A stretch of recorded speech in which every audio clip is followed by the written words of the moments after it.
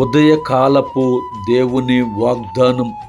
హృదయపూర్వకముగా ఆయన నరులకు విచారమునైనను బాధనైనను కలుగజేయడు.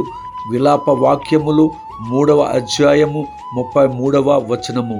ప్రియమైన సహోదరి సహోదరుడా, దేవుని బిడ్డ, ఈ లోకము నిన్ను వెలివేసిన, గేలి చేసిన, అవమానించిన, నిందలు వేసిన యేసు ప్రభువారు మాత్రము నిన్ను ప్రేమిస్తాడు, నిన్ను రక్షిస్తాడు. నిన్ను ప్రేమించి రక్షించే ఏకైక దేవుడు యేసు ప్రభువారు. ఎందుకు బాధపడుతున్నావు? ఎందుకు కన్నీరు కారుస్తున్నావు? ఎందుకు ఏడుస్తున్నావు? నీ కన్నీరు ఆనంద బాష్పాలుగా మారుస్తాడు యేసయ్య.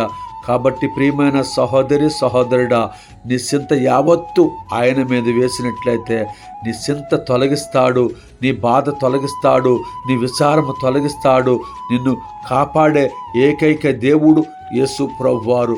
ఆయన యందు విశ్వాసం ఉంచినట్లయితే, ఆయన మీద ఆధారపడినట్లయితే ఆయన ఒక్కడే కాపాడేవాడు. నిన్ను ఎవరు ఏమనినప్పటికీ కూడా నిన్ను ప్రేమించేవాడు యేసు ప్రభువారు. ఆయనందు విశ్వాసము కలిగి ఉండు. నీ బాధ తొలగిపోతుంది, నీ విచారం తొలగిపోతుంది, నీ సమస్యలు తొలగిపోతాయి, నీకు ఆనందము సంతోషము కలుగుద్ది. కాబట్టి ప్రియమైన దేవుని బిడ్డ, ఈ ఉదయకాల సమయములో నీవు మాత్రము యేసు ప్రభువారిని మాత్రం విడిచిపెట్టొద్దు.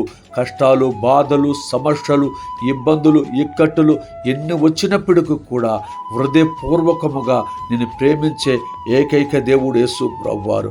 ఆయన విశ్వాసము కలిగి ఉన్నట్లయితే నీవు ఓడిపోవు, నీవు రక్షింపబడతావు, నీవు గెలుస్తావు. గెలుపు నీదే. ఈ వాగ్దానము నీ జీవితంలో నెరవేరునుగాక. ఆమేన్.